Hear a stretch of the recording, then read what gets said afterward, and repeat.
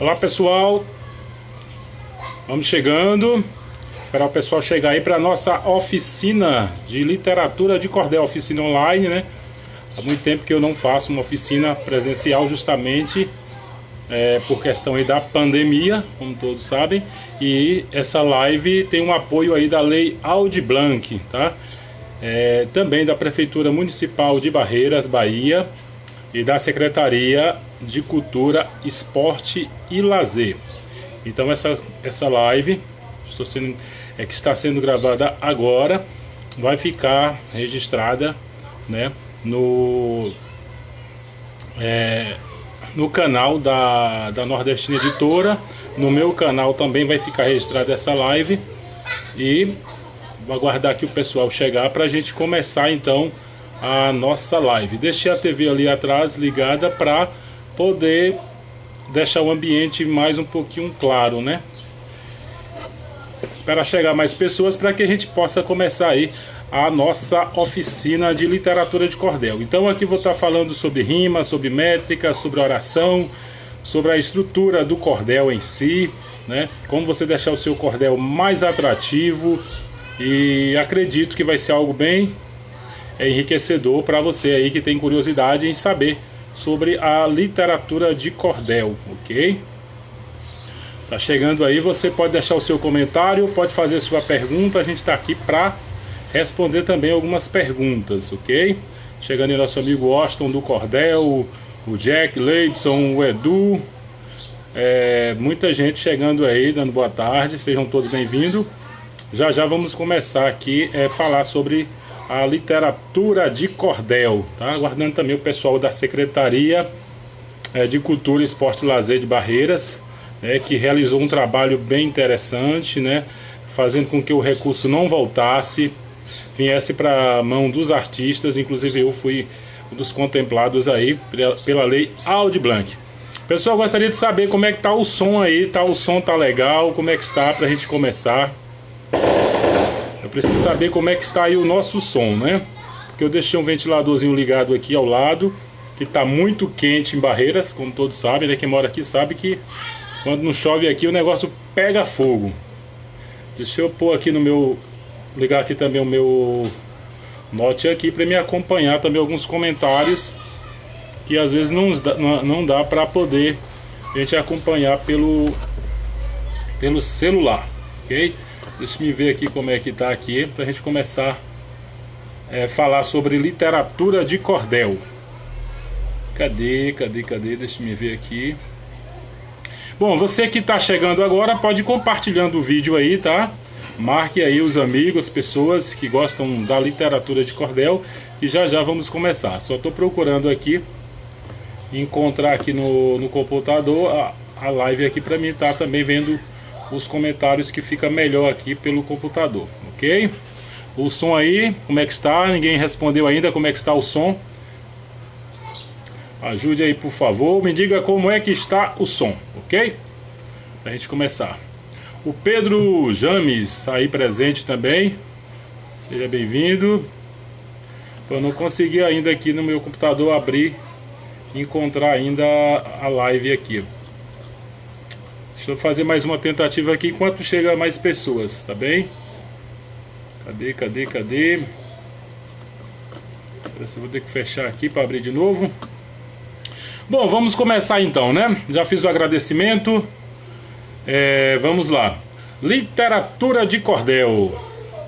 Nome provém de Portugal, data do século XVII, onde os livros eram vendidos pendurados em corda. Daí o nome literatura de cordel, né? Meu amigo Austin aí comentando: Zeca Pereira, eu não me canso de dizer que você é um exemplo de poeta. Tenho a maior honra de ser seu amigo. Ok, Austin, obrigado. Compartilha aí que vamos começar então.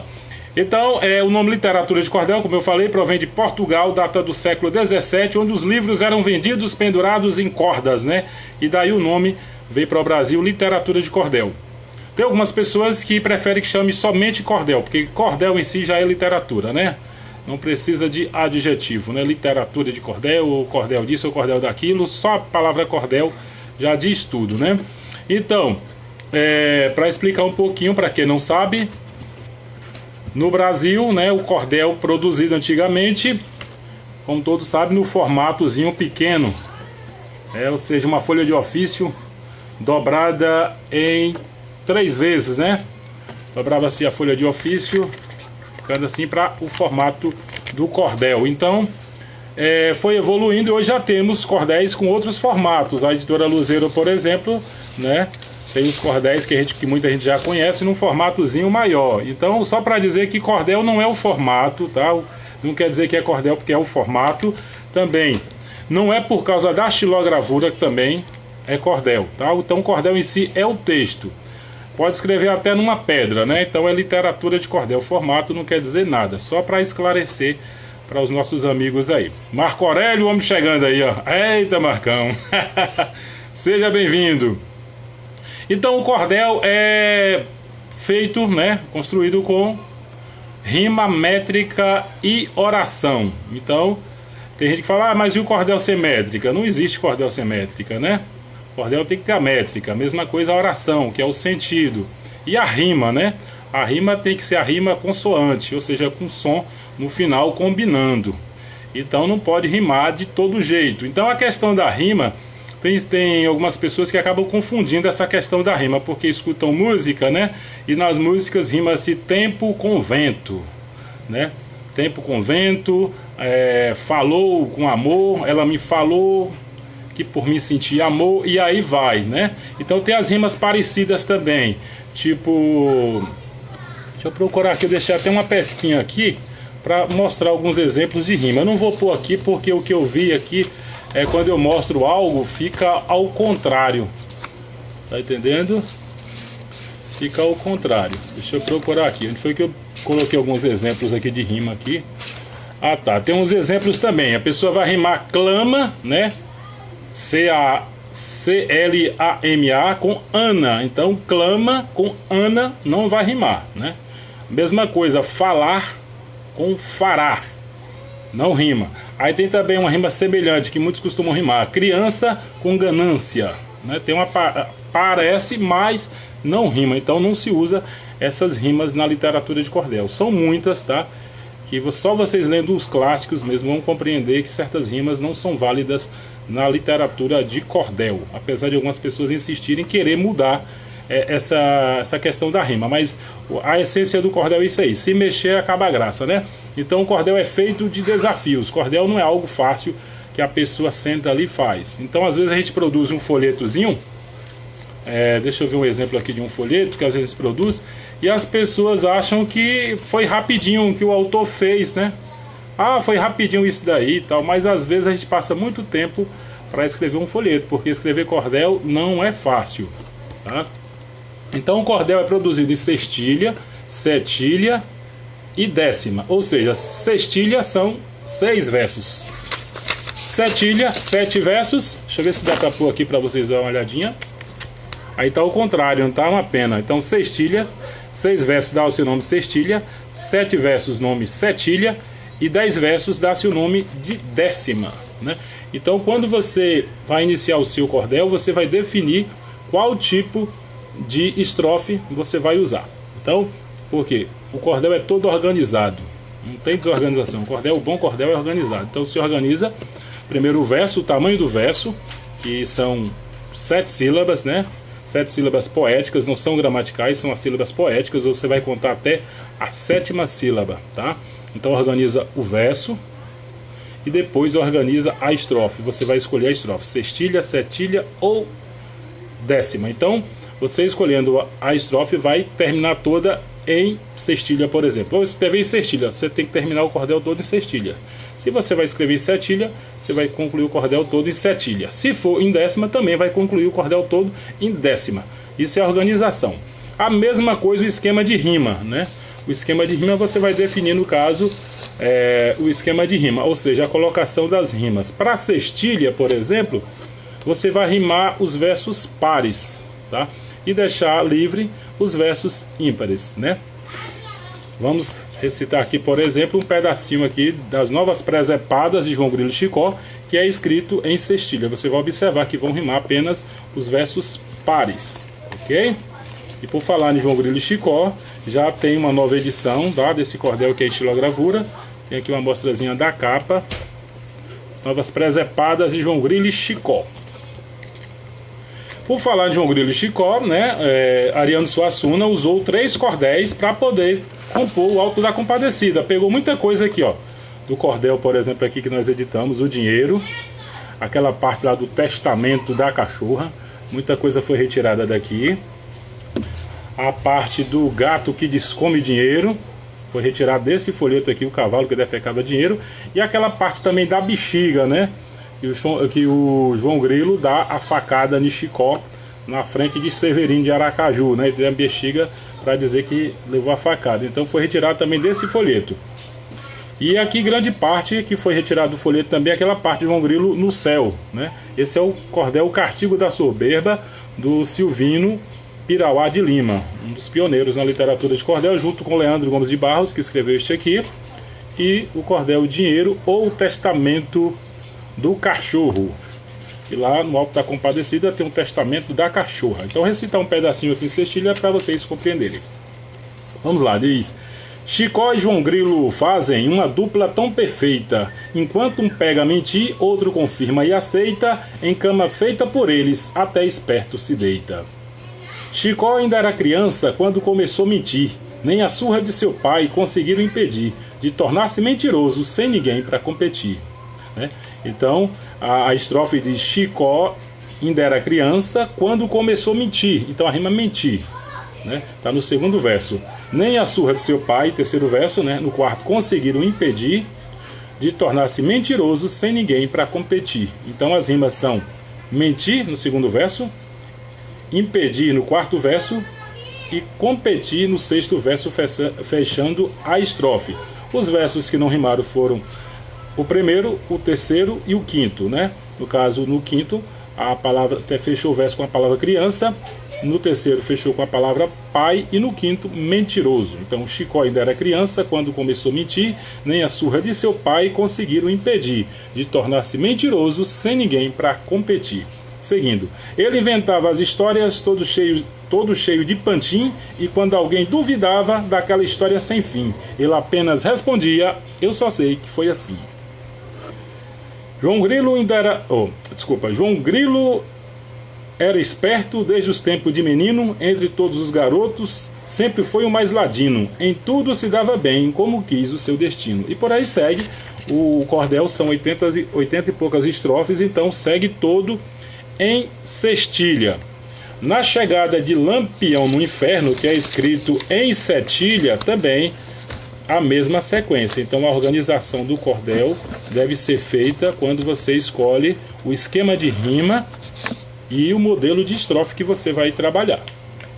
Chegada de Lampião no Inferno, um dos clássicos da literatura de cordel, entre os mais vendidos, junto com o Pavão Misterioso. José Pacheco da Rocha escreveu em setilha. Então são 7 versos cada estrofe. Então o que é estrofe, né? Estrofe é um conjunto de versos, né? O verso é cada linha que compõe uma estrofe. O verso, por exemplo, o primeiro verso: um cabra de Lampião, é um verso. Por nome pilão deitado, que morreu numa trincheira um certo tempo passado, e agora pelo sertão anda correndo visão, fazendo mal assombrado. Então aqui temos uma estrofe com 7 versos que dá o nome de setilha, tá? Deixa eu ver como é que tá o povo aqui para a gente dar outro exemplo. E tem o grande clássico que é Batalha de Oliveiros com Ferrabras, que é um dos poucos cordéis escrito em décima, né? Com 10 linhas, 10 versos, né? Por isso dá o nome de décima, mais os versos todos com 7 sílabas poéticas. Cadê o cordel? Onde foi que eu deixei aqui? Fazer igual o povo, deixei facinho e o cordel sumiu. E o cordel sumiu. Eu vou encontrar ele tá por aqui. Então, pessoal, é isso, a estrutura do cordel. Tem pessoas que costumam querem escrever cordel com 8 versos. Não tem problema escrever com 8 versos, dá o nome de oitava, né? Mas assim, os leitores, eles gostam mais de ler cordel em sextilha e em setilha, porque os grandes clássicos da literatura de cordel são escritos em sextilha ou setilha. A leitura é mais prazerosa, digamos assim. Então é a preferência dos leitores, não é a preferência dos cordelistas, que a gente escreve e as pessoas que vão dizer do que elas gostam, né? Elas gostam e o que elas querem consumir. Então o cordel, mas os cordéis clássicos foram escritos assim, em sextilha e em setilha. Esse aqui é um dos clássicos que é escrito em décimas, são poucos, tá? Escrito em décimas. Então esse aqui é da autoria de Leandro Gomes de Barros, que é a Batalha de Oliveiros com Ferrabras, né? Extraído aí do livro de Carlos Magno, uma adaptação aí de Leandro. Então uma estrofe com 10 versos, que diz: eram 12 cavalheiros, homens muito valorosos, destemidos, animosos, entre todos os guerreiros, como bem fosse Oliveiros, um dos pares de fiança, que sua perseverança venceu todos os infiéis, eram os leões cruéis, os 12 pares de França. Então o livro, esse cordel é todo escrito em décima, tá? Então, quem for escrever cordel, não faça mistura das estrofes. Escolha a estrofe e escreva as estrofes tudo em sextilha, em setilha ou em décima, né? A oitava não perpetuou. Houve alguns trabalhos que foram escritos em oitava, mas esses trabalhos não perpetuaram. Então, é bom a gente seguir aí o que deu certo, né? Deixa eu ver quem tá por aí. A Juliana Maciel, tem muita gente aí, né? O som tá legal aí, né, pessoal? Aqui tem uma estrofe de Manuel de Almeida Filho, que eu escrevi, mas olha como é que tá, não vai dar pra... Tá tudo ao contrário aí, não tá? É uma pena, né? Queria mostrar mais coisas aqui pra vocês, mas tá tudo ao contrário. E aí ao contrário fica meio complicado. Então eu falei sobre a rima, né? A rima que parece ser fácil, mas a pessoa tem que trabalhar melhor as rimas e saber que nem tudo que parece que rima tá correto. Para saber melhor sobre as rimas, você pode recorrer ao dicionário online de português, que lá está explicando também um pouco sobre as rimas. Aí vem a oração, falar sobre a oração. A oração é o sentido, né? O sentido da estrofe. Você está trabalhando com versos e aí com rimas, aí uma coisa puxa a outra. Então você tem que ter o cuidado para saber se a rima que você colocou, né, tá dentro da oração, tá dentro do sentido daquilo que você quer passar para o leitor. Porque tem muitas pessoas hoje que se perdem nessa questão da rima. Como uma coisa puxa a outra, aí de repente termina uma estrofe e só quem escreveu entendeu a estrofe. As pessoas não entenderam a estrofe. Então tem que escrever com clareza para que as pessoas possam entender o que você quis dizer. Então, cordel, um verso puxa outro na oração. É como se você fizesse uma pergunta, né? Como eu falo com um colega meu, como se fizesse uma pergunta.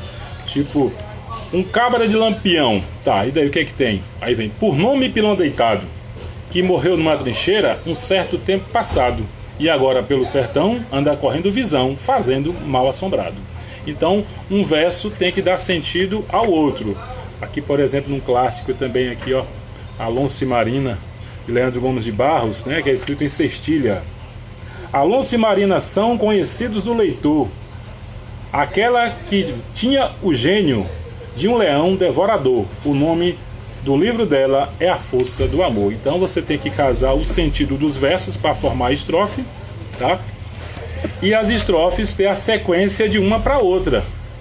Você não pode falar uma coisa em uma estrofe e na outra você já por outra coisa já mudar o sentido. Então a oração é isso, é você seguir, né, o sentido de uma estrofe para outra até concluir o seu cordel, tá? Então isso é a oração. Tem algo no cordel que poucas pessoas entendem, que é métrica. Às vezes eu vou falar de métrica, né? As pessoas falam assim: ah, mas fala mais um pouco sobre a métrica. A métrica, pessoal, é uma aula à parte, digamos assim, porque a métrica tem muitas pegadinhas, tem muitas elisões que às vezes alguns autores não entendem. Então a métrica é algo à parte, digamos assim, na literatura de cordel, como também nos sonetos e outras poesias que trabalham com métrica, tá?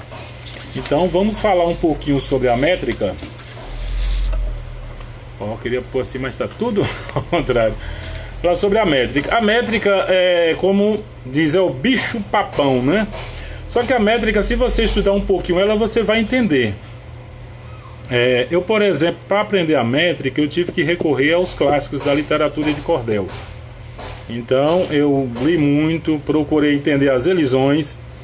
E aí quando formamos o grupo Cordel em Debate em 2016, muitas pessoas passaram a entrar no grupo e começamos a discutir sobre a métrica e muita coisa nós aprendemos, né? Então no livro meu, por exemplo, o ABC do Cordel, além de rima, métrica e oração, tá?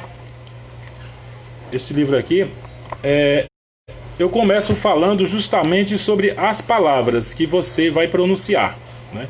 Então, como diz o nosso amigo Isaías Gomes, ele fala sobre a questão da oralidade. Ele chama algumas palavras, né, algumas métricas de métrica oral. Há quem discorde disso aí, de métrica oral. Uma métrica são as palavras, e você usa a poética para poder separar, né, as sílabas dentro da própria palavra. Vamos lá então. Na literatura de cordel, por exemplo, a gente trabalha muito a oralidade, né? Porque muitos cantadores, como o Silvino Pirauá de Lima, né, e entre outros, né, eles eram cantadores. Então, quando iam escrever seus trabalhos, eles usavam a oralidade para escrever também. Tipo, na palavra João, né? A palavra João você pode pronunciar João, João ou João, né? Então, quando você vai escrever, você pode utilizar, quando você for fazer a contagem silábica, né? No caso, no início ou no meio do verso, que no final vai até a última sílaba tônica. Então não confunda aí a questão da sílaba tônica no início e no meio do verso com a sílaba do final, tá? Então no meio ou no início do verso, a palavra João, você pode utilizá-la como duas sílabas ou como uma sílaba, como João ou João, né? Então aí você pode utilizar das duas formas. É a mesma coisa a palavra Diogo, né? Você pode pronunciar Diogo, formando três sílabas, ou simplesmente duas sílabas, Diogo, né? Formando duas sílabas. Então, tem esse recurso da métrica dentro das próprias palavras, tá? Então, você tem que estudar as palavras para você entender. A mesma coisa das palavras, as proparoxítonas, né? Por exemplo, próximo, né? Próximo, no início ou no meio do verso, você pode separar próximo ou pôr duas sílabas, né? Próximo. Que aí você acaba engolindo uma sílaba, em vez de três sílabas, passa a ser duas. Deixa eu ver se tem alguma pergunta. Olá, Zeca companheiro, Zeca abraço dos amigos Duque de Caxias, Rio de Janeiro. Obrigado. É a Cássia Ferreira aí participando, né? Então tem isso. Então você tem que compreender as palavras, né? A forma como elas são pronunciadas. As proparoxítonas, por exemplo, né? Príncipe também, né? Você pode pronunciar como duas, pode escrevê-la com duas ou como três sílabas, né? A palavra século também, né? Você pode botar século, três sílabas, ou século, duas sílabas. Como Castro Alves fez, né? Botando o apóstrofo, né? Vixe, mas é a palavra aqui. Apóstrofo, é isso mesmo? A teoria é que a língua aqui atrapalha todo. Mas é assim. Deixa eu tomar água aqui para destravar a língua aqui. Tem palavras que são trava-língua. Então, conhecendo essas palavras aí, né? Vocês podem fazer elisão ou diminuir a palavra ou aumentar a palavra de acordo com a necessidade do verso. Isso as palavras, como eu falei, no meio ou no início de cada verso. Então, entendendo essas palavras, a gente vai ver a questão da elisão, a elisão das palavras. Tipo, como diz a regra, quando uma palavra termina numa vogal, a palavra seguinte, iniciada com uma vogal, vai formar a elisão das duas vogais, tornando-se uma só sílaba. Por exemplo, duas palavras, a gente fala neste instante, né? E tem gente que pronuncia como uma palavra só. Nestante eu vou aí, né? Nesse instante ou nestante, como alguns pronunciam. Então, a palavra neste termina com TE, né? Termina com uma vogal neste. E instante inicia também com uma vogal. Então a elisão do neste, TE, com I, NS, instante. Então formando uma sílaba. Então separando gramatical, você vai falar neste instante, 5 sílabas. Neste instante, 5. E nestante, formando 3. Então você acaba engolindo aí praticamente 2 sílabas. Então é isso, é indo por essa oralidade que você vai conseguir fazer as elisões. Alguma pergunta aí, pessoal? Aqui, por exemplo, tá dando para ver, mas aqui temos um verso do cordel de Manuel de Almeida Filho, que é o cordel O Comprador de Barulho. Tem um verso que diz assim: ao completar 21 anos, tornou-se muito elegante. Apesar de magricela, tinha a força de um gigante. Com um murro era capaz de matar um elefante. Então são 7 sílabas poéticas. Aqui, por exemplo, no primeiro verso: ao completar 21 anos, né? Ao completar 21 anos, né? 1, 2, 3, 4, 5, 6, 7, 8, 9. São 9 sílabas, na verdade, sílabas gramaticais. Quando tem aqui 7 sílabas poéticas. Temos aqui a elisão na palavra 21. A palavra 20 com 1. Então, 21. Então, 21, né? Então, 20 termina com T, E e 1 inicia com U. Então, aqui vai ficar 21, tá? Formando uma sílaba. Então, com isso aqui já diminui, tá? Então, em vez de ter 9, passa a ter 7 sílabas poéticas, por causa da elisão. Então tem que ficar atento. Sempre que termina uma palavra com a vogal, a palavra seguinte inicia com a vogal, você vai fazer essa elisão, vai suprir, né? Vai engolir, digamos, uma sílaba. Tem outra parte aqui na mesma estrofe que diz: tornou-se muito elegante. Então a palavra muito, né, termina com TO, né, a vogal, e elegante inicia com E. Então esse TO aqui vai se ligar ao E de elegante. Então vai formar uma só sílaba, tá? Então essa é a elisão. Tem mais exemplos aqui dentro dessa estrofe. Aqui: tinha a força de um gigante. Tinha a força de um gigante. Vamos lá. Tinha. Então esse A aqui vai juntar, ele não vai ficar solto. Vai juntar esse A com o tinha, com HA, né? Então vai formar uma só sílaba. Então você não vai encontrar sílabas soltas na literatura de cordel. Sempre as átonas vão se juntar. Então átona com átona se junta, tá? E dependendo, até a átona com átona se junta, tá? E também a átona com a tônica também pode vir fazer uma elisão, certo? Dependendo da força dessa tônica. Por exemplo, aqui de 1, né? De 1 aqui pode se tornar uma sílaba só. Então, tinha a força de um gigante. Então, de 1 aqui vai juntar. Você pode juntar essas sílabas aí. Ou pode deixar separadas. No caso aí dessas duas tônicas aí, né? São fracas, mas pode ficar opcional. De repente você pode separar também. Mas aqui nesse cordel, o Manuel de Almeida Filho juntou 1, 2, 3, 4, 5, 6, 7, tá? Então gigante, tinha a força de um gigante. Então conta só até a última tônica, né? É gan, de gigante. Aqui tem mais elisão aqui também, ó. Com um murro era capaz. É o penúltimo verso. Com um murro era capaz. Então, a palavra murro termina com uma vogal O, né? Murro.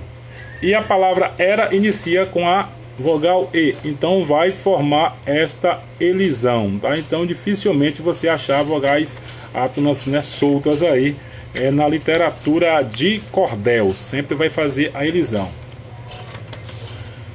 Pessoal, alguém tem alguma pergunta a fazer sobre essas técnicas que eu estou passando? Tá bem claro aí? Gostaria que alguém falasse alguma coisa. Porque na verdade aqui é uma oficina, então pergunte que eu vou respondendo aqui o que não tiver bem claro, tá? Deixa eu ver se eu assisto por aqui pelo outro celular como é que estão aqui os comentários, porque daqui não tá dando para ver muita coisa. A Juliana comentou, né? A Juliana tá aí dando boa tarde. O Zé Heitor Fonseca também acompanhando nossa live. O Zé Heitor, que é de Caçapava do Sul. A Juliana Maciel, que mora na Bahia, me esqueci o nome da cidade. A Cássia Ferreira do Rio de Janeiro, acompanhando, né? De Duque de Caxias. O nosso amigo Jack Leidson tá no Goiás. Fonzinho de Anagé aqui na Bahia, acompanhando. A Michela, que é da Departamento de Cultura, ela trabalha na Prefeitura de Barreiras, também está acompanhando a nossa live. Deixa eu ver quem mais aqui. O nosso amigo Austin do Cordel de Rio Real, o Manuel Messias Matos, também está prestigiando aí a nossa live. Então, pessoal, hoje na literatura de cordel também tem muita gente produzindo cordel de todo jeito. O cordel não é produzido de todo jeito. O cordel tem que produzir o cordel com capricho. Tem muita gente preguiçosa na hora de rimar. Começa a rimar de todo jeito, né? Começa a fazer do jeito que acha que deve ser feito, e quando a gente vai falar, a pessoa às vezes não gosta, né? Ah, não, mas cordel é poesia popular. Não, cordel é dos gêneros mais difíceis de escrever, é literatura de cordel, porque tem muita rigidez. E tem algumas pessoas que querem acabar com essa rigidez justamente para facilitar.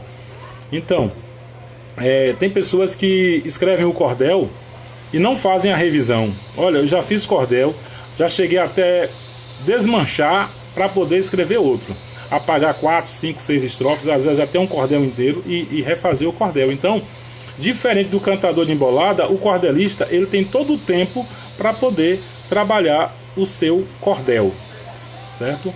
Ele pode apagar versos, acrescentar outro verso, até deixar um cordel mais atrativo. Porque quem vai ler percebe o que não está rimando, percebe que a pessoa atropelou a oração, percebe que o verso poderia ficar melhor. Então, assim, precisa sim caprichar no seu cordel para deixar atrativo. Leandro Gomes de Barros, um dos primeiros cordelistas, né, do Brasil. O cordel dele sobreviveu ao tempo, né? Leandro morreu em 1919, então já são 101 anos, né, que Leandro morreu. E o trabalho dele sobreviveu. Por quê? Porque foi feito no capricho. Então você deve caprichar no seu cordel. Tem pessoas que vai escrever o cordel e se apega a um tipo de rima, ou seja, as rimas mais fáceis que tem, né? AR no final, ão, né? Com ado, com ada, só pega as rimas fáceis. O cordelista tem que arriscar também rimas difíceis. Ele tem que escrever também no plural. Tem cordelistas que só escrevem cordel, os versos dele, das rimas, são todas no singular. Não tem coragem de arriscar um verso no plural, porque às vezes fica mais difícil. Manuel de Almeida Filho, por exemplo, era um dos cordelistas que mais iniciava trabalhos no plural, tá? Então fica muito bonito quando você deixa o cordel bem versátil. Arrisque as rimas mais difíceis, que você vai conseguir deixar o seu cordel bem atrativo. Por exemplo, aqui, de Manuel de Almeida Filho, o cordel, o comprador de barulho, já inicia no plural, O nosso Brasil tem sido palco de fatos e lendas, onde diversos valentes, nas cidades, nas fazendas, se topando um com os outros, desfilando pelas contendas. Aliás, desfilam pelas contendas. Então, essa rima no plural deixa o cordel mais atrativo, mas tem gente que não arrisca uma rima no plural. Você pega o cordel dela, é só com a rima ão, falar, falou, né? Então fica muito pobre o cordel quando a pessoa não capricha nas rimas, tá? Eu escrevi um cordel a vez junto com um colega meu, Flaviano Medeiros, e o nosso desafio foi não repetir rimas de outras estrofes, que já, né? Então fizemos aí 26 estrofes e não repetimos as rimas das outras estrofes. Então o cordelista precisa estar atento a isso também. Não ficar preso somente às rimas fáceis, tem que arriscar mais.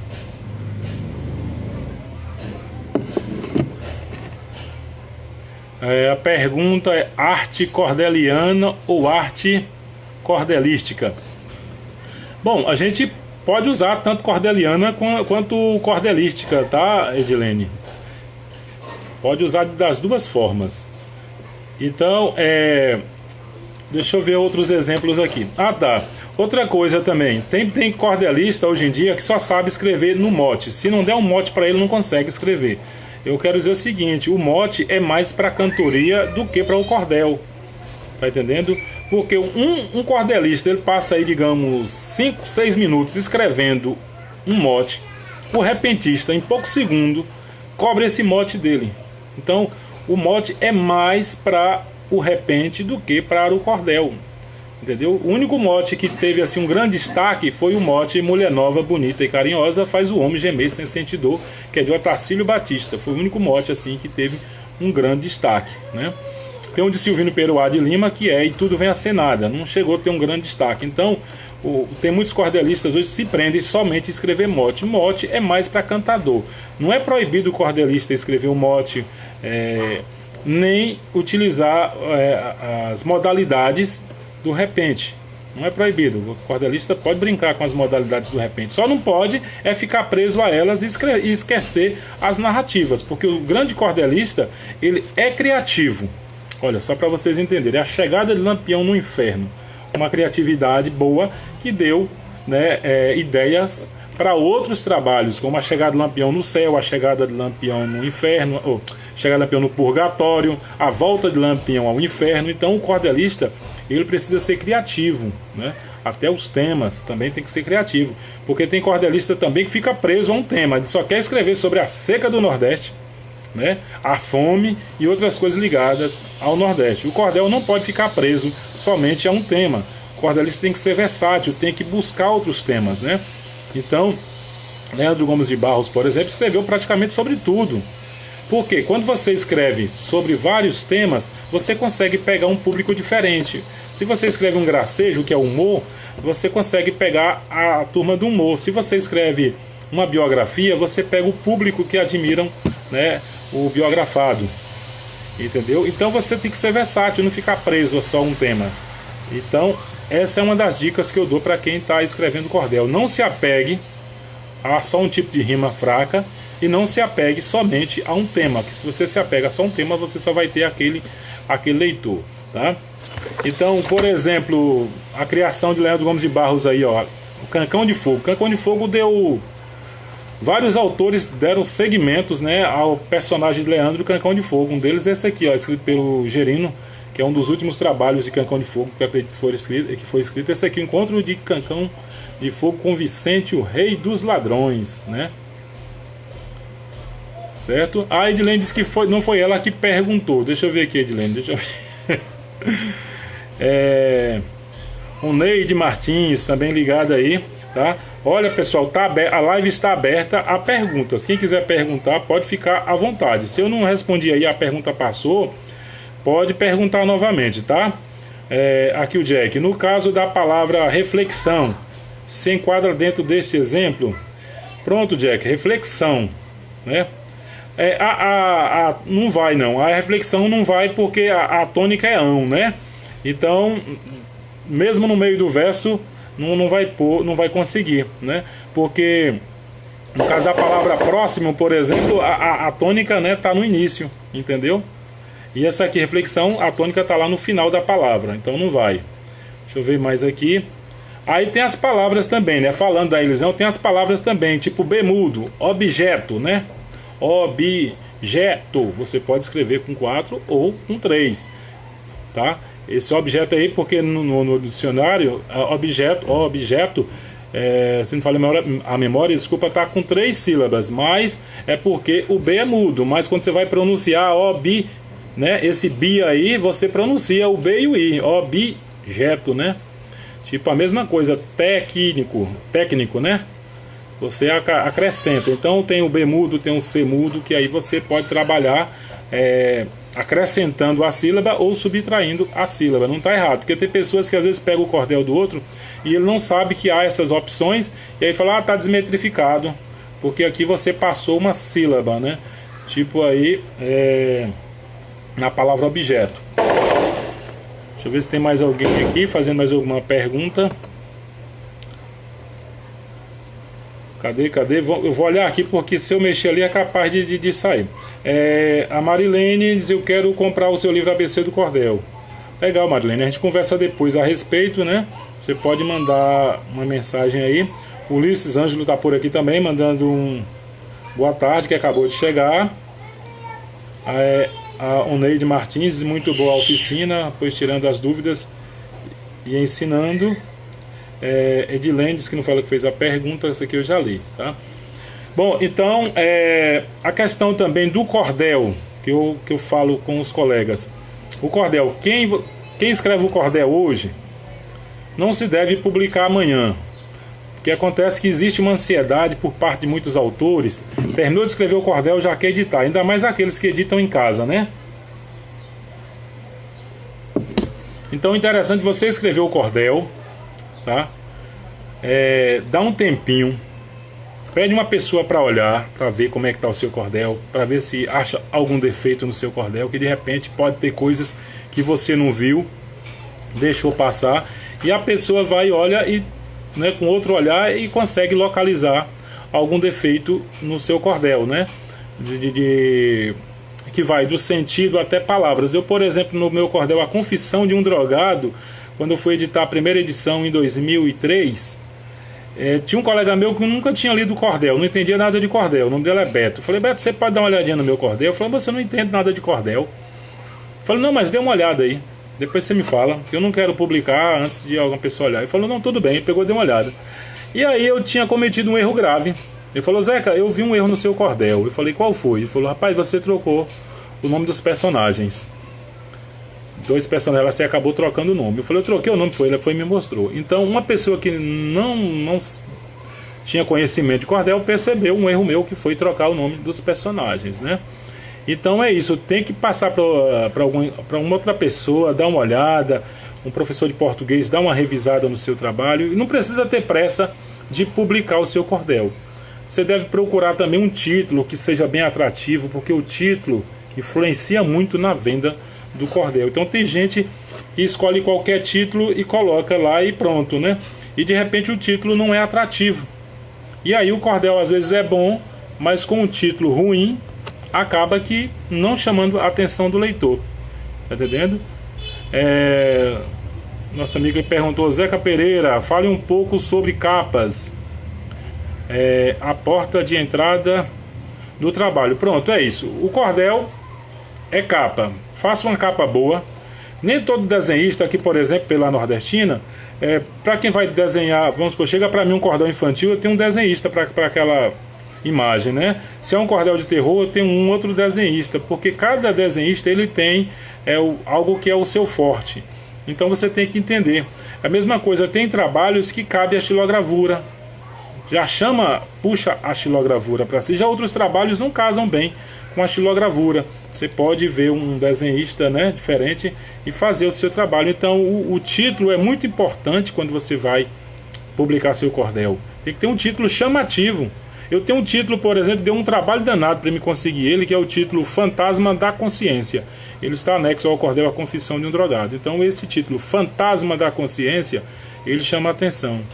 Tem outro também que eu fiz, né, junto com o Zé Heitor, que é sobre uma lenda passada em Caçapava do Sul, que a lenda tem o nome Cemitério dos Barbosa, né, que é da família Barbosa.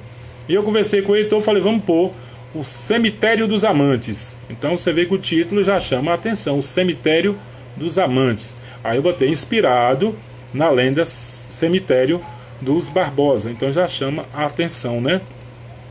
Teve um trabalho também que eu editei para o Zé Heitor, que ele tinha sugerido um título e eu pedi para que mudasse. Acho que o início do título, né, Heitor, na época foi A Fazenda Verde Pampa, parece que foi isso. Eu falei: vamos mudar. Aí eu li todo o texto, falei: eu tenho que botar um título mais chamativo. Então ficou o título O Suicídio de Flora e os Laços da Vingança. Então daí já o título ficou melhor, mais chamativo e chama a atenção do leitor. Então o título tem que ser bom e a imagem também tem que ser excelente. A editora Luzeiro, por exemplo, a editora Luzeiro, as capas da editora Luzeiro são capas que as pessoas olham e se apaixonam, né? Olham e se apaixonam. Então tem que caprichar na capa. Hoje eu estava conversando com o Caimã, que é um dos ilustradores, né? Eu estava falando com ele justamente isso. Tem cordelista hoje em dia que escreve o cordel hoje à noite, amanhã ele já edita, pega uma imagem da internet, porque não tem coragem de pagar um ilustrador para deixar o cordel mais atrativo, pega uma imagem de internet, bota lá e já começa a comercializar o cordel, né? Então é preciso trabalhar a questão da imagem. Olha, uma ilustração dessa, né? Então a Editora Luzeira é um exemplo de como você deve fazer com seu cordel. Então é observar o que os grandes estão fazendo para a gente fazer também um trabalho excelente, né? Aqui o Neide Martins diz: a xilogravura é essencial no cordel. Olha, a xilogravura foi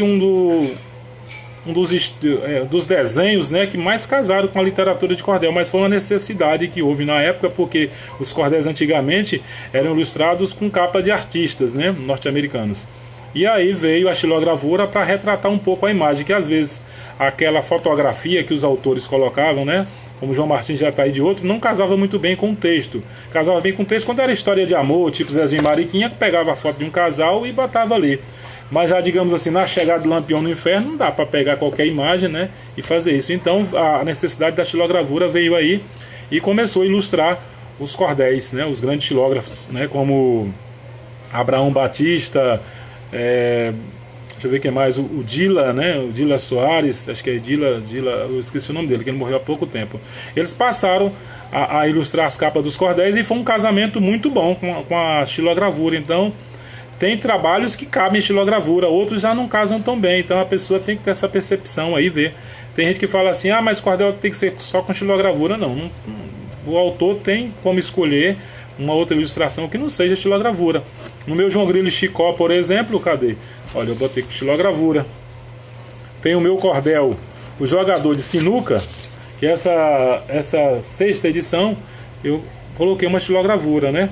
E João Grilo Chicó, como eu mostrei agora há pouco, quem não viu, já tem uma ilustração diferente já. Deixa eu ver se eu encontro aqui, onde foi que eu botei, é tanta coisa aqui.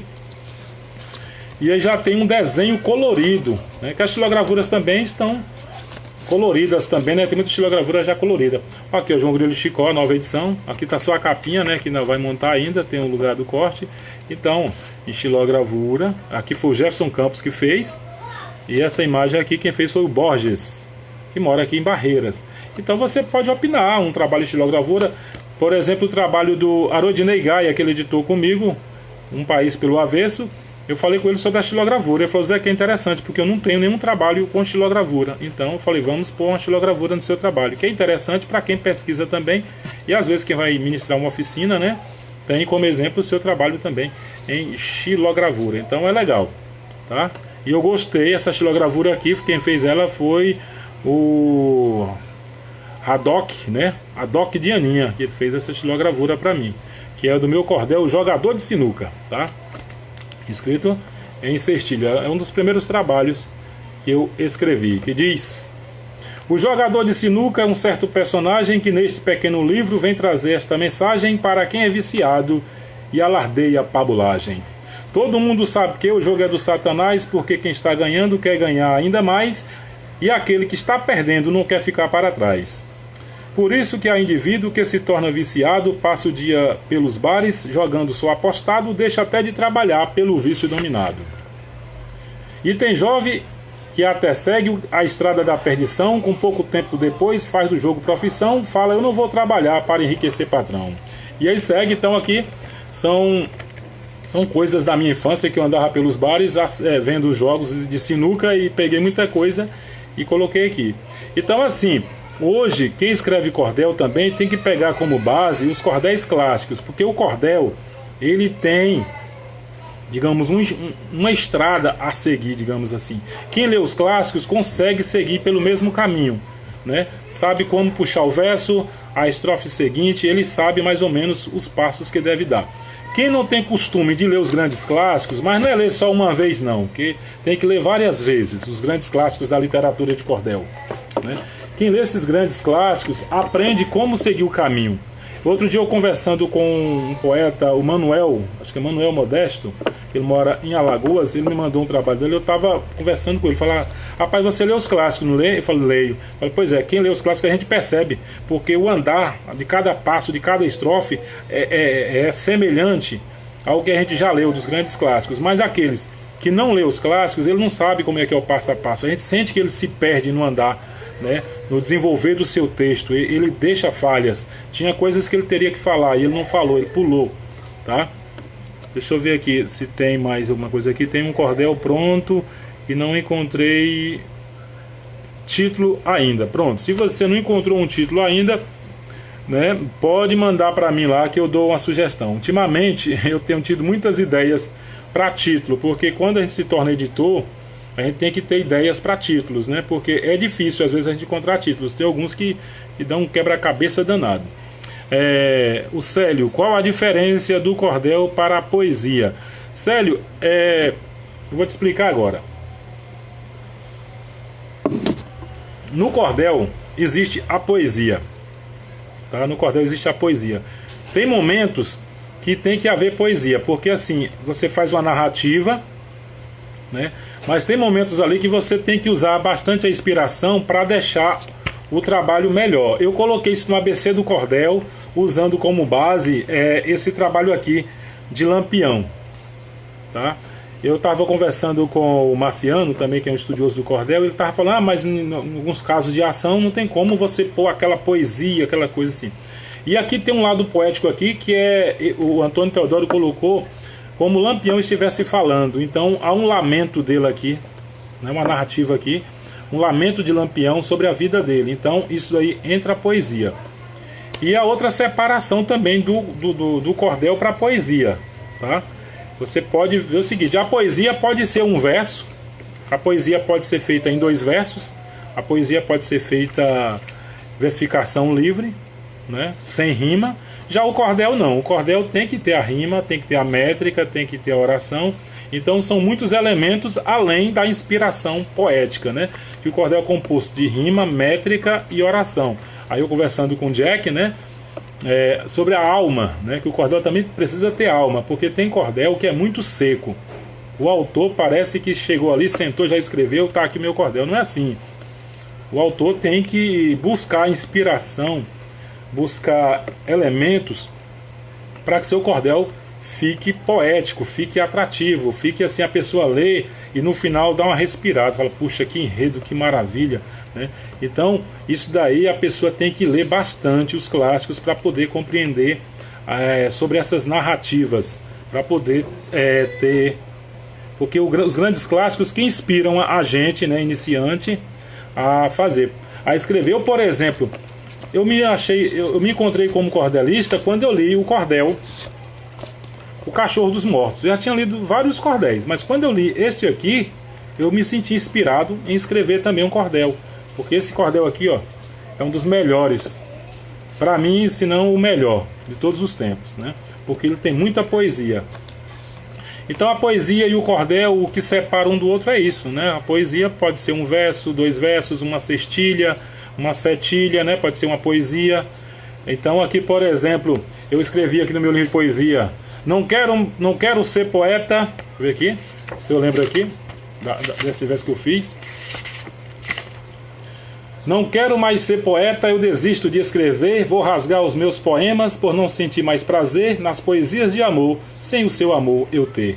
Então aqui é uma poesia, não é um cordel. Apesar de ter a estrutura da cestilha, não é um cordel, é simplesmente uma poesia. Que tem pessoas que escrevem uma cestilha, 2 cestilhas e diz que escreveu um cordel. O cordel vai além disso daí, né? Então tem pessoas que perguntam, mas quantas estrofes precisa ter um cordel? Olha, eu já padronizei meus cordéis a partir de 32 estrofes, né? Mas quem quiser escrever com 7, 8, 10, pode escrever, não há problema. Mas eu acho interessante cada um adotar o que achar melhor.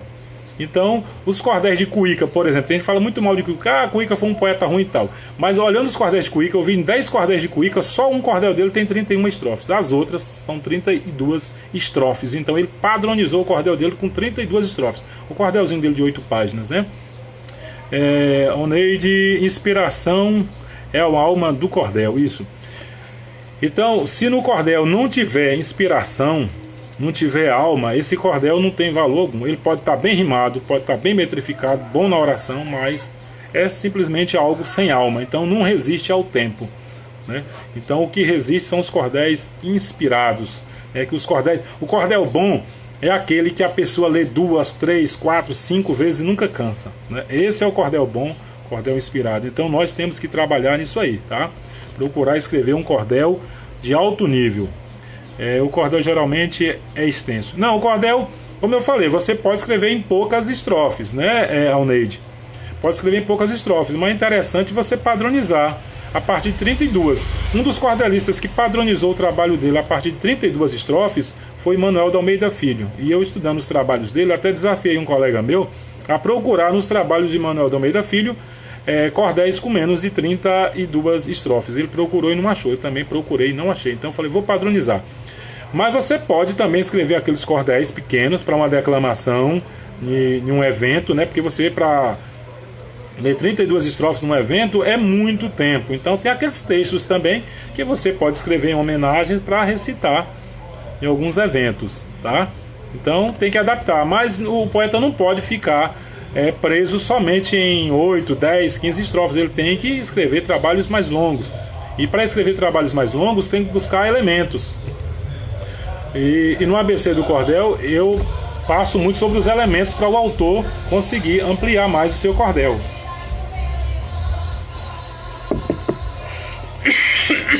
Tá passando um carro de som aqui, mano. Você está saindo aí? Fiquei um tempinho sem tomar água, agora a garganta reclamou. Vamos lá.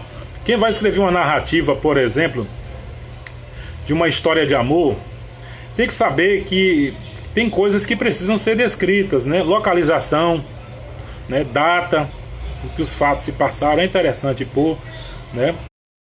Você pode pôr esses elementos, os pensamentos, né, do personagem diante de uma situação difícil, o que ele pensa, né, diante daquela situação. Você pode descrever também o que as pessoas acham da situação que ele está vivendo. Esse personagem também, sonhos que ele tem, né? Que às vezes antecipam os fatos, como no cordel de João da Cruz, né? Que ele tem um sonho, que ele não acreditava, né, em Deus, então a mãe dele sempre insistia com ele para que ele cresça em Deus, mas ele era incrédulo, né? Então tem uma parte lá que ele sonha que estava andando por uma estrada deserta, encontrou uma mulher, e a mulher mostrou 2 caminhos qual que ele deveria seguir. Ela pediu para ele seguir o da direita, só que ele preferiu seguir o da esquerda, e chegou até um ambiente, né, que tudo parecia ser realmente um inferno e tal, uma série de coisas. Então tem muitas coisas que dá para você pôr no seu trabalho para que ele fique um pouquinho extenso. Eu, por exemplo, os primeiros cordéis meus, né, que eu comecei a escrever, eu não conseguia passar de 10 estrofes. Eu começava a escrever e daqui a pouco a história já acabava. Eu resumia tudo. E aí eu fiquei pensando, poxa, como é que eu vou fazer para deixar mais longo o meu cordel? Então o que eu fiz? Eu comecei a ler os clássicos, começando aí por Manuel de Almeida Filho. E aí eu comecei a ver os elementos que ele colocava ali nos seus trabalhos, que deixava um pouco mais longo. Foi esses aí que eu citei, por exemplo. E aí eu, comecei a escrever os cordéis mais longos. Então é isso.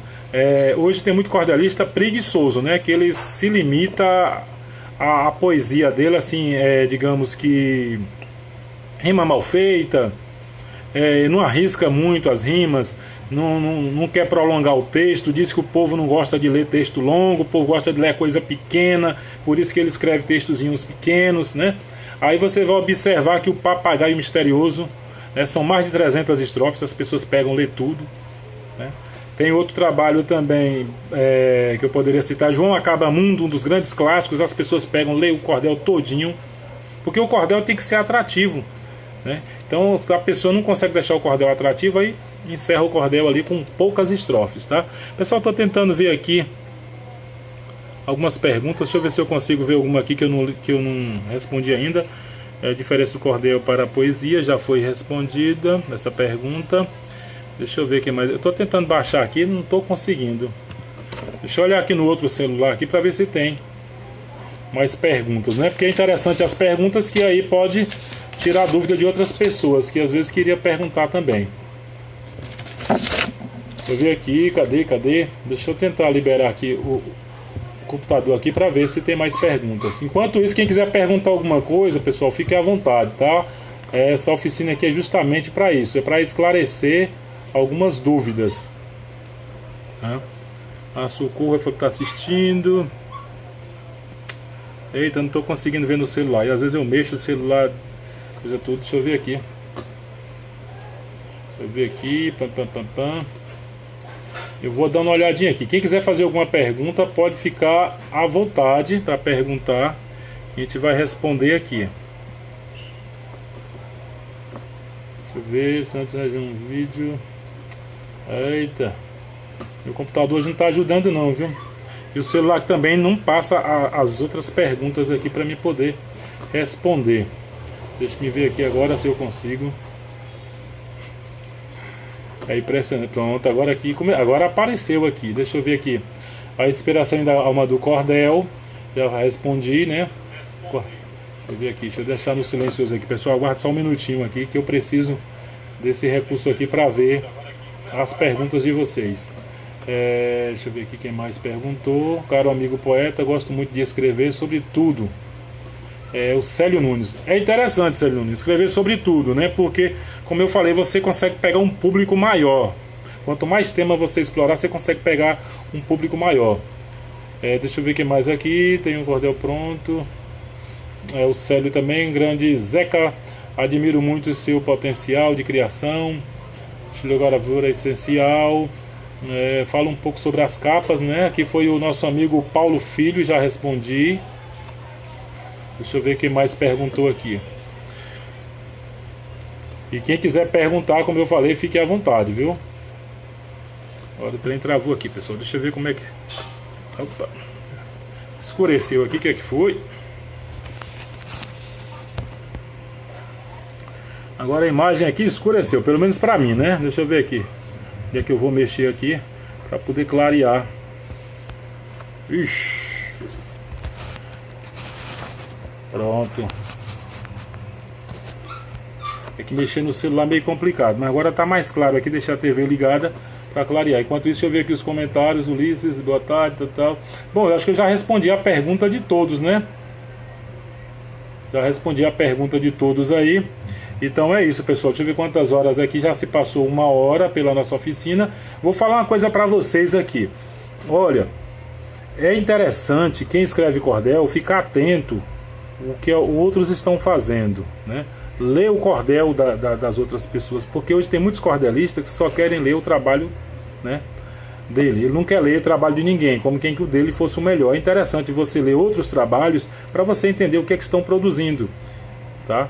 Porque ler só o próprio trabalho é triste, viu? Tem poeta que já falou pra mim: Zeca, eu sou escritor de cordel, não sou leitor. Então é triste isso aí, a pessoa falar uma coisa dessa, né? Porque tem gente que é assim, você admira ela é um pouco superior a você na literatura de cordel, você dá um cordel seu pra ela, pra que ela possa ler o cordel, ela nem lê seu cordel, né? Aí você pergunta: e aí, leu meu cordel? Ou não tive tempo para ler? Porque também tem aqueles poetas que se acham grandes e não quer perder o tempo para ler, como eles falam, qualquer coisa. Então tem essa parte também ruim na literatura de cordel. E eu digo para vocês o seguinte: vamos estudar, caprichar nos textos, né? O texto você pode fazer, refazer, mexer, tirar verso por verso, entendeu? Para deixar mais atrativo. Arrisque mais nas rimas, tá? E evite a inversão de palavras, né? Como se diz, inversão sintática, né? Que às vezes a pessoa, tipo assim, lá no comércio que eu trabalhava, a pessoa chegava assim: você tem tal produto? Aí o outro fala: tem não, né? Então o certo é não tem. A pessoa fala: tem não. Então tem muita gente que escreve também assim. Então você tem que ver que às vezes essa inversão aí não fica legal pro cordel. Você tem que deixar o cordel, como um amigo meu falou, como se fosse prosa, só que no sentido da prosa, porém não fugindo das rimas, tá? Não fazer tanta essa invenção aí. Deixa eu ver mais alguém aqui, porque essa live é a live de 1 hora, né? Lembrando que pela lei Aldir Blanc recebi, né, o prêmio aí para poder estar fazendo essa live sobre literatura de cordel. E também tem o apoio aí da Prefeitura Municipal aqui da cidade, Prefeitura de Barreiras, Bahia. Pessoal, quero agradecer também o pessoal da Secretaria de Cultura, Esporte e Lazer também, que me deu uma força aí para que eu me inscrevesse aí nesse prêmio aí, tá? Pela Lei Aldir Blanc, que ajudou muito a mim e outros artistas que durante a pandemia ficaram aí sem poder vender seus trabalhos, né? Vendendo muito pouco pelas redes sociais. Então essa lei aí veio na hora certa para auxiliar aí quem vive da arte, porque viver da arte não é fácil, né, pessoal? Eu vivo da arte aí há muitos anos e eu já rodei muitos lugares trabalhando, vivendo unicamente do cordel, e tem outras pessoas também que vivem unicamente do cordel e as coisas não são fáceis, tá? Ninguém quer perguntar mais nada? Cadê o povo? Deixa eu ver aqui no computador, ver se alguém perguntou alguma coisa aqui. Deixa eu ver aqui, já fiz a pergunta sobre isso. Seria isso um cordel? Cara, amigo, poeta, gosto muito de escrever sobre tudo. Pessoal, então é isso. Eu acho que a live foi ótima, foi bem esclarecedora, né? Então, qualquer dúvida que alguém quiser tirar, pode ir lá aí no meu Facebook lá e mandar sua mensagem, perguntar alguma coisa. Se quiser entrar também nos grupos do qual eu faço parte, que são grupos de debate de literatura de cordel, a gente está aí também para poder ajudar. Porque o importante é quem sabe mais ensinar quem menos sabe. Não adianta a pessoa achar que ela sabe tudo, que ninguém sabe nada. Eu estou aqui ministrando essa oficina aqui, né, falando um pouco sobre a literatura de cordel, mas não quer dizer que eu sei tudo. Ainda tem muita coisa ainda para aprender. Eu nunca parei de estudar sobre a literatura de cordel. E outra coisa que eu aconselho também, pesquise um pouco também sobre a literatura de cordel, os pioneiros do cordel, porque é muito interessante o cordelista ele escrever, mas conhecer também a história do cordel, porque tem pessoas que caem de paraquedas no cordel. Por exemplo, tem gente que descobre o cordel na faculdade, né? Descobriu ali o cordel, pronto, não quer ler mais nada, e ele começa a escrever o cordel dele e achar que o cordel dele é o bom.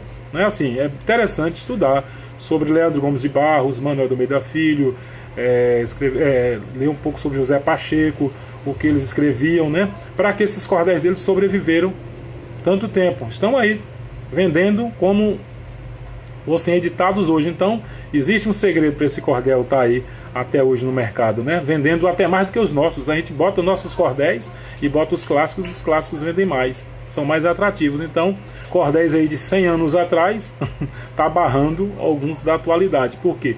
Os de lá tem mais essência, né? São mais atrativos. Então a gente tem que ler esses cordéis para descobrir o segredo da coisa, para a gente também pôr os nossos, para que os nossos possam sobreviver também 100, 200, 300 anos, fique aí, né, para sempre. Pedi um pouco falar sobre licença poética, né? A licença poética, pessoal, acontece muito. Até mesmo uma palavra, às vezes você pode usar ela como uma licença poética, uma palavra que é do seu conhecimento e às vezes não é do conhecimento de algumas pessoas, né? Você pode também tem um cordel também que a gente estava comentando sobre a licença poética, que o autor escreveu que no Brasil a pessoa lá tal foi morta por um tigre, quando esse tigre não existe no Brasil, a não ser que fugiu de um zoológico, né? E aí isso é a licença poética, colocou um tigre, né, como aqui numa história narrada, sendo aqui no Brasil. No Brasil não tem tigre, então há certas licenças poéticas, né? Castro Alves, por exemplo, na palavra século, né, ele botou aquele bicho lá, o apóstrofo, né, na palavra século, e de lá para cá muitos começaram a utilizar também. Então isso é uma das licenças poéticas. Agora a pessoa não pode confundir licenças poéticas com erros. Tem pessoas que erram e diz, como eu conheço um poeta que erra muito na métrica, e ele diz que o poeta tem licença, né? Tem licença até um certo limite. Então desmetrificar não é bem uma licença poética, é um descuido mesmo. Então a pessoa não pode usar essa licença para poder estar desmetrificando, rimando errado, entendeu? Então é isso aí. Deixa eu ver quem mais aqui mandou uma pergunta. A Edilene, Patativa do Assaré, maravilhosos cordéis, né?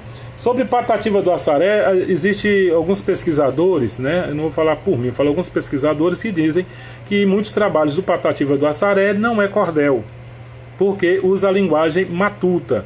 Então chama-se de de poemas matutos, né? E eu acho interessante porque no cordel tem a linguagem matuta que anda paralelo ao cordel. Então Patativa escreveu muito, o Catulo Cearense também escreveu muita poesia matuta, o Zé da Luz também tem poesia matuta, mas não escrevia bem o cordel como a gente escreve. A mesma coisa nós temos a cantoria e temos o coco de embolada. No coco de embolada, a maioria deles usam a linguagem matuta.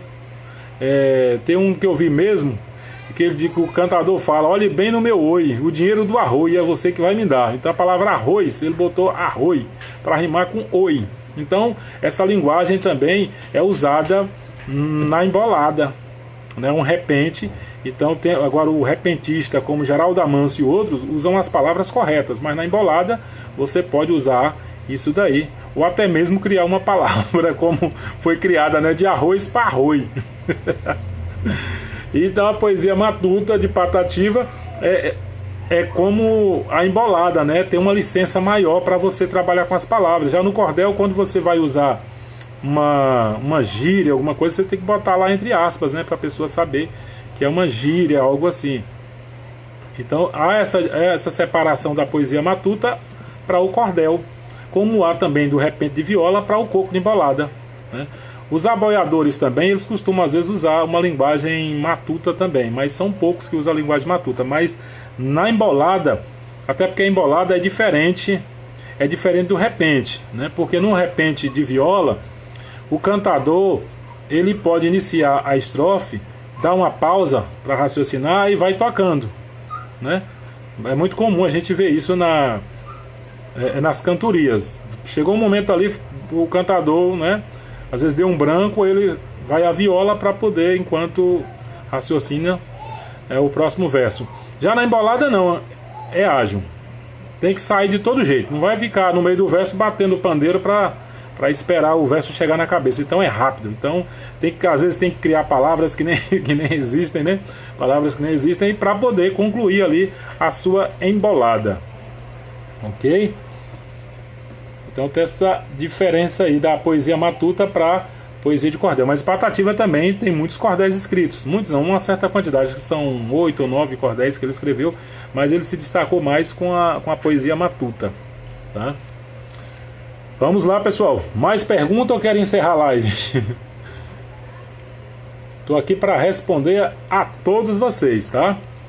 Vamos lá. Deixa eu ver mais alguma coisa aqui que eu poderia dar como dica para vocês, para deixar o trabalho mais atrativo. Cadê? Onde é que está o ABC do Cordel? O ABC do Cordel está aqui. É um livro onde eu passei muita coisa dos meus conhecimentos, né? Para esse trabalho aqui, viu? Muita coisa. Ainda tem mais coisa ainda que a gente pode passar ainda, né? Para algumas coisas que eu venho estudando sobre a literatura de cordel. Como eu falo, o cordelista ele tem que estudar. Então você tem uma arte, você tem que estudar ela. Então, e ler os grandes clássicos. Como eu falo, se você quer ser um romancista, você tem que ler os clássicos da literatura brasileira. Se não ler, fica difícil tornar-se um bom escritor. Vou ver se tem mais alguma coisa aqui sobre a oficina de cordel. Bom, eu acho que eu já passei muita coisa que eu tinha para passar. E como não há mais perguntas, né? Vamos encerrar então a live, ok? Quero agradecer a todos vocês, deixa eu ver aqui. Quero agradecer a todos vocês que estiveram aqui até o momento. A live vai ficar salva para quem não assistiu, poder acompanhar aí a reprise dessa live. Essa live também vai para o canal da Nordestina Editora, para o meu canal também. E agradecer a todos vocês então que acompanharam aí. Espero que tenham tirado algumas dúvidas. E agradecer mais uma vez a Prefeitura Municipal de Barreiras, Departamento de Cultura, Esporte e Lazer, e a Lei Aldir Blanc, né, que deu essa força aí para mim e tantos artistas aqui de Barreiras. E em breve também vai ter vários artistas aqui de Barreiras fazendo live, e eu vou estar compartilhando para que vocês também vejam quantos artistas nós temos aqui em nossa cidade, ok? Muito obrigado a todos e até a próxima.